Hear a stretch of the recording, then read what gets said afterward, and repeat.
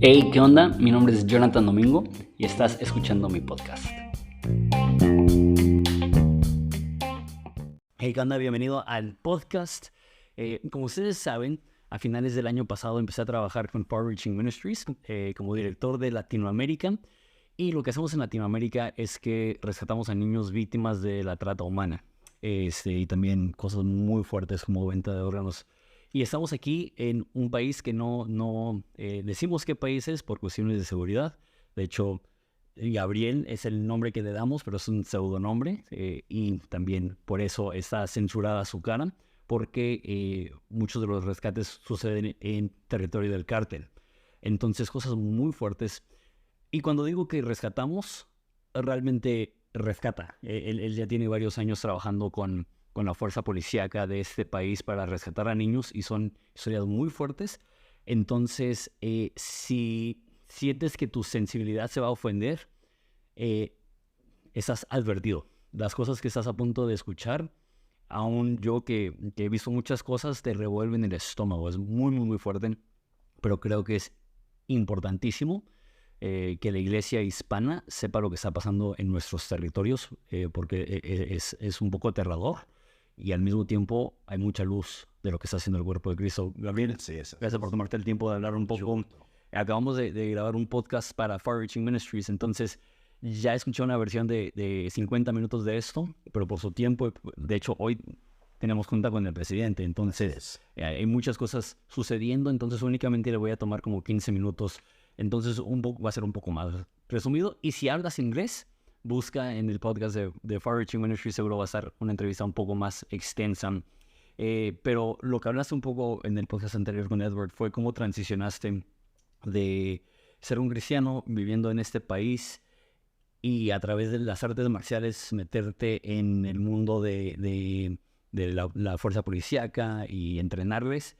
Y luego empezaste a ver todo ese tema de la trata. ¿Nos podrías compartir un poco de eso? Sí, bueno, yo como misionero con mi familia acá, nuestro trabajo era obviamente plantar iglesias, predicar el evangelio, lo regular, se podría decir de alguna manera, lo que es el trabajo de un misionero, pero también aparte de eso, por mis conocimientos en las artes marciales, entrenaba a diferentes unidades de la policía.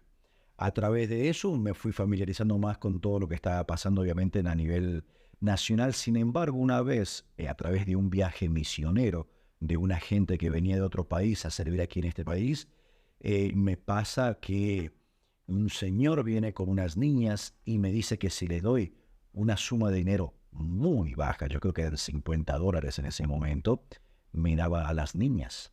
Para hacer con las niñas, tenían 6 añitos, para hacer con las niñas lo que quisiéramos. En ese momento me pareció una broma lo que me estaba diciendo, sin embargo no era una broma.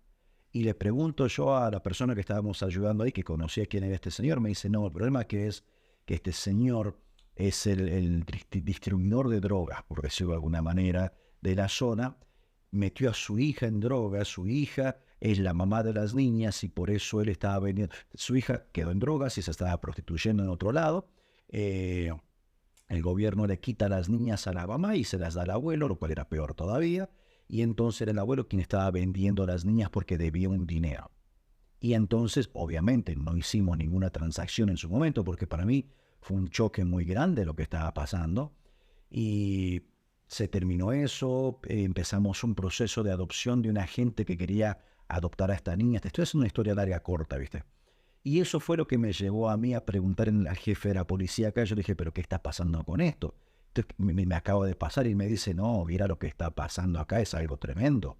Y yo dije, bueno, contame qué es lo que está pasando. Y entonces él me empieza a contar, en el otro lado de la moneda, por decirlo de alguna manera, de un país tan hermoso en este en el que estamos, pero el ser tan turístico tenía esos problemas. Y el primer problema es de que muchos turistas vienen a buscar servicios sexuales, se les puede llamar de alguna manera, pero de menores de edad. Y cuando yo digo menores de edad, te estoy hablando de menores de 12 años, donde nosotros tenemos casos de niñas de 4 y 5 añitos que fueron sexualmente violentadas, abusadas, violadas en gran manera, donde incluso varias de ellas necesitaban tener cirugía reconstructiva, por el desgarro, cómo se les lastimó a ellas en esta partecita. Tenemos un caso muy fuerte que se necesitó una reconstrucción vaginal y una reconstrucción anal por todo lo que estuvo pasando, por la violentación, por la violación como tal.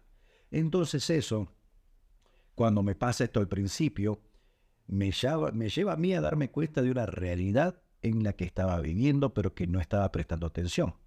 A través de todo esto, el Señor nos llama a nosotros para poder hacer un cambio drástico, por decirlo de alguna manera, en nuestro ministerio, en la forma en la que lo estábamos haciendo, eh, para empezar a rescatar niñas. No niñas, niños, porque no solo son niñas, también hay niños también. Y entonces, pero al principio era muy, muy abstracto. Al principio yo le decía al Señor, pero ¿qué es exactamente lo que querés que haga? Porque al principio vos podés decir, bueno, vos vas y rescatás a una niña, pero dentro de eso tenés un montón de implicaciones legales, tenés un montón de implicación de territorios y guerras entre carteles, seguridad y muchas cosas por el estilo. La ignorancia mía en el momento de la magnitud de lo que estaba pasando. Y entonces lo que empezamos a hacer, yo empecé a informarme primero, y la policía lo que hacía de vez en cuando era de que cuando tenían casos que tenían que ver con menores, me llamaban a mí para poder ayudar y poder relocalizar a estos menores en algunos lugares que sean seguros, ¿verdad? Tenemos un gran problema con nuestra Policía Nacional porque la corrupción se ha adentrado también en todo esto, haciendo que muchas veces no se pueda confiar en todos los oficiales como tal. Sin embargo, la cuarta vez que me llaman ellos a mí, me dicen, tenemos un caso con unos menores, tenemos que ir a ver, de posible tráfico de órganos.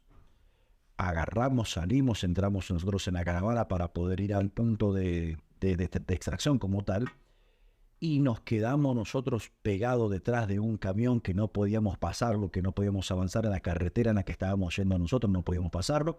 Nos demoramos más de 40 minutos en poder pasarlo, y cuando llegamos ya se hace el operativo. Yo no tengo la jurisdicción para poder ingresar al lugar donde se está haciendo el operativo, entonces yo espero detrás del perímetro. Normalmente hay 50 metros, cosas por el estilo, y ellos cuando sacan a los niños me los dan a mí para yo poder llevarlos, ¿verdad? En otros escenarios sí entro yo, pero cuando es de esta manera, cuando ellos me llaman, ellos se hacen cargo. Escucho todo lo que pasa ahí adentro, entonces sale el líder del escuadrón de la policía en ese momento y me llama. Me dice, tenés que ver esto, porque si no podés asumirlo, si no podés manejar esto que vas a ver, es mejor que no vuelvas. Entonces yo dije, está bien, yo he visto cosas fuertes en mi vida también. Ingreso inmediatamente a la propiedad donde estábamos ingresando, era como un galpón, más o menos como una galería grande. Inmediatamente que ingreso, a mano izquierda hay un mesón, una mesa grande, con 3 niños infantes, no mayor a 2 añitos, completamente abiertos, de pecho hasta el ombligo, básicamente completamente abiertos, y no tenían los órganos ya. Yo tengo que seguir, obviamente, actuando profesionalmente porque estamos en medio de todo esto, y agarra el policía, el doctor forense me agarra de la mano a mí y me dice, venga por acá. Y yo lo que pensé que estaba haciendo era que me estaba guiando para yo no tocar nada de las evidencias. Y lo que agarra es que me hace tocar uno de los cuerpos. Y cuando toco el cuerpo, estaba todavía tibio. Y me dice el doctor, creo que llegamos 30 minutos, entre 20 y 30 minutos tarde. En ese momento sí me derrumbé por dentro. En ese momento sí tuve que salir. En ese momento sí tuve que tratar de respirar un poco afuera. Yo soy cristiano, fui a seminario bíblico, tengo mi conocimiento de las escrituras, toda la teología, toda mi vida cristiana, todo mi conocimiento pasó por frente mío. Tenía tantas preguntas en ese momento, no me atrevía a mirar al cielo y preguntarle a Dios qué era lo que estaba pasando, porque yo ni siquiera podía entender lo que estaba pasando. No sentí en ese momento que Dios estuviera en control, porque no lo podía sentir en ese momento como tal. No me atreví a preguntarle a Dios dónde estaba Él en esa situación. Pero sí le hice una pregunta. Y yo le pregunté al Señor, ¿dónde está la iglesia? ¿Dónde está tu iglesia en esta situación? Porque en esa situación en la que estábamos, estaban arrestando a los criminales que estaban ahí y estaban muertos a la risa. Se conocían el nombre de los oficiales y estaban entre ellos haciendo bromas mientras los estaban arrestando. Entonces yo vi criminales burlándose, vi policía corrupto, vi a los niños que estaban ahí ya fallecidos, pero no vi a la iglesia. no vi la iglesia por ningún lado. Y mi pregunta para Dios fue, ¿dónde está la iglesia? Y la pregunta era directa, porque muchas veces yo en la iglesia nuestra hicimos actividades para niños con grupos que venían de intercambio, conocidos como viajes misioneros, se hacían escuelitas de verano, trabajábamos con los niños, le dábamos de comer, hacíamos fuegos, hacíamos tantísimas cosas, y muchas veces para sentirnos nosotros bien con lo que nosotros estamos haciendo, ignorando la realidad de los menores cuando volvían a su casa, qué era lo que estaba pasando. Y entonces mi pregunta fue, estas criaturas están sufriendo, ¿y dónde está la iglesia? ¿Dónde está la iglesia? Esa era mi pregunta para el Señor. Caí yo en una depresión fuerte, que no duró muchísimo tiempo, duró 3 semanas aproximadamente, donde no podía orar, no podía leer la palabra de Dios, no podía leer mi Biblia. Y yo le preguntaba al Señor, ¿dónde está la iglesia? 3 semanas después el Señor me responde a mí con ese gran amor que tiene Él, y me pegó una bofetada espiritual hermosa, donde yo le preguntaba al Señor, ¿dónde está la iglesia? Y Él me responde y me dijo, vos sos la iglesia. Vos sos la iglesia. Algo tan básico que nosotros aprendemos desde el principio, de que la iglesia no es las 4 paredes donde vamos. Somos nosotros, templo del Espíritu Santo. Nosotros somos la iglesia. Y el Señor me dijo, bueno, vos me estás preguntando dónde está la iglesia, y vos sos la iglesia. Si yo te permití que vos vieras eso, es porque yo quiero que vos hagas algo al respecto. Entonces, en ese momento le pregunté al Señor, ¿qué es lo que quieres que haga? ¿Qué es lo que quieres que haga? Y entonces el Señor nos llamó a nosotros a rescatar niños y niñas de la explotación sexual, del tráfico de órganos, pero entendiendo que el rescate es solo el primer paso. Porque muchas veces creemos nosotros que, bueno, los rescatamos, los ponemos en algún centro de cuidado, algún hogar para menores, y ahí ya están bien, están cuidados. Y lo que pasa es que estos menores, cuando están siendo abusados, entran en un estado de supervivencia donde ellos están a la defensiva constantemente y tienen que estar cuidándose y estar sobreviviendo día tras día. Pero en el momento en el que ellos ya dejan de sobrevivir, bajan la guardia y ya están tranquilos, es cuando empiezan todos los traumas. Es cuando vienen todos los problemas emocionales, a veces psicológicos, a veces pasa la barrera y empiezan a ser psiquiátricos también. Y podría ser fácil que la gente diga, no, bueno, ellos tienen que ir a un hospital psiquiátrico y dejarlos allá porque tienen problemas mentales y cosas por el estilo, pero en realidad es que hay que ayudarles a ellos a poder vencer, sobrellevar ese peso, ayudarles a vencer esos traumas y salir adelante. Nuestro trabajo es rescatar a estos menores y restaurar la vida de ellos en la manera en la que Dios quiere que ellos vivan. Y ahí empieza todo el proceso de restauración en la vida de ellos. No es fácil, porque muchas veces cuando ellos vienen no solo con traumas emocionales, psicológicos, sino también con traumas físicos. Como te decía, las niñas, las bebés que fueron abusadas, pero otras vienen y nos damos cuenta que tienen enfermedades de transmisión sexual. Y muchísimas, la forma en la que ellos interactúan con otras personas ha sido totalmente tergiversado. No saben actuar, muchas veces ya aprendieron ellos una conducta sexualizada, entonces creen que esa es la forma normal de comportarse, y entonces viene todo un proceso de reaprendizaje, de restauración de la vida de ellos. Entonces nuestro ministerio es de ir a rescatar menores en el campo, no de que alguien nos cuente y nos traigan una persona, una niña o un niño que fue víctima. Ha pasado en algunas ocasiones, pero mayormente nosotros vamos al campo, vamos al lugar, nos enfrentamos muchas veces a amenazas de carteles, de bandas organizadas como tal, la misma fuerza pública y diferentes grupos nos han amenazado a nosotros, pero sabemos que nuestro trabajo es continuar rescatando a estas niñas y traerlas a un lugar donde ellas puedan tener una esperanza. Sabes, tengo ya meses.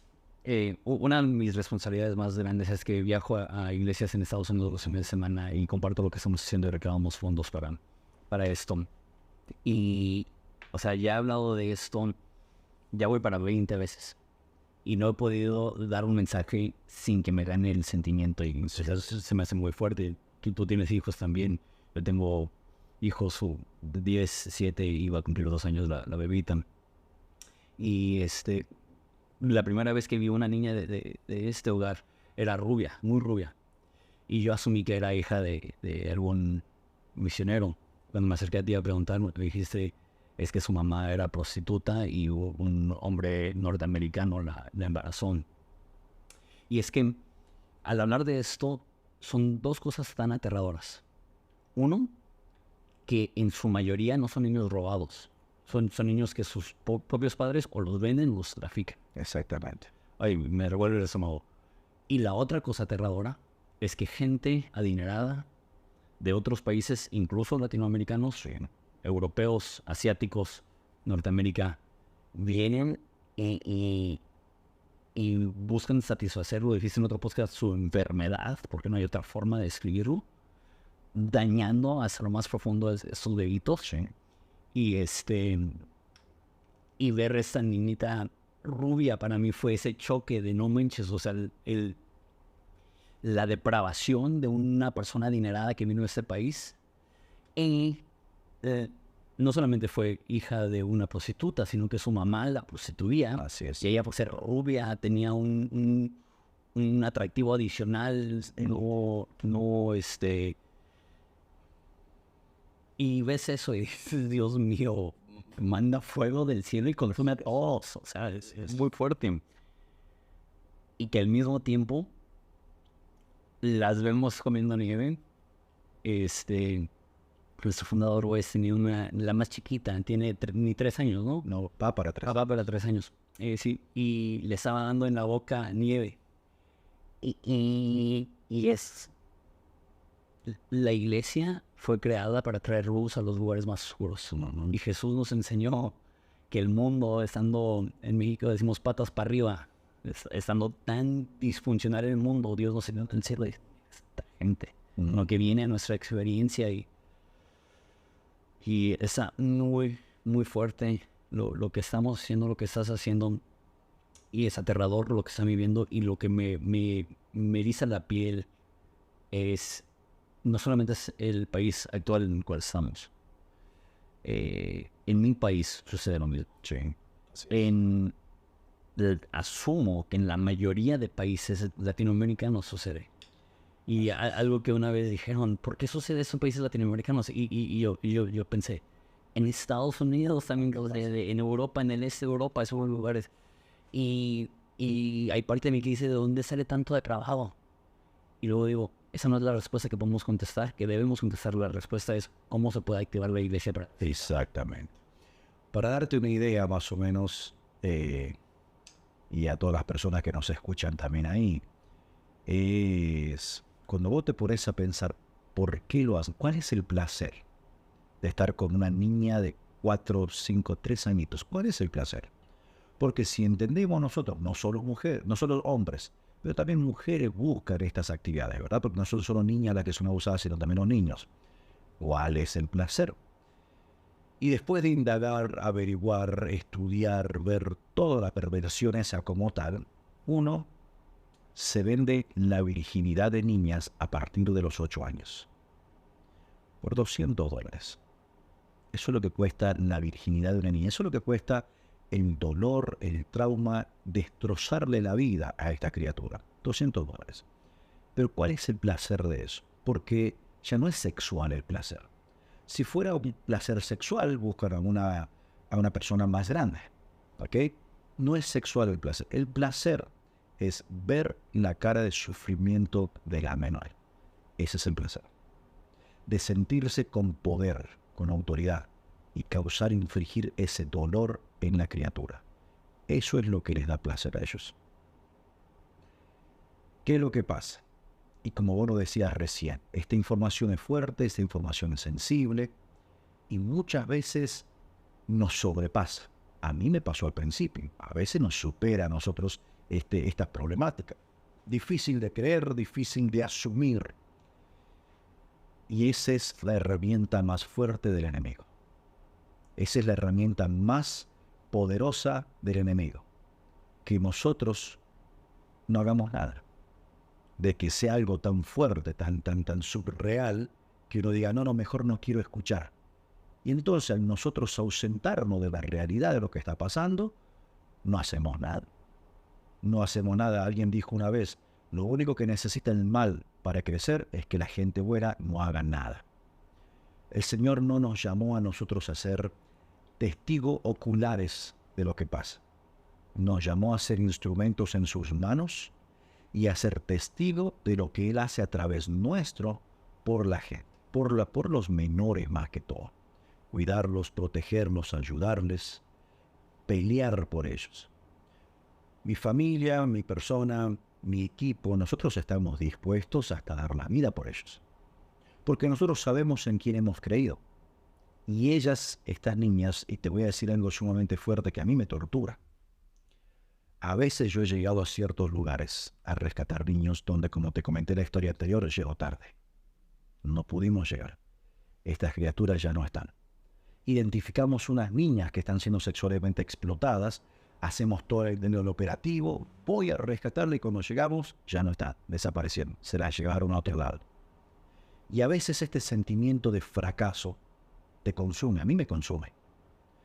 Por eso nosotros creemos de que nosotros tenemos que seguir trabajando, luchando y esforzándonos y ser proactivos. Tenemos que en el momento en el que hay que actuar, hay que actuar. Porque en este mundo vos te dormís un segundo y las cosas horribles pasan.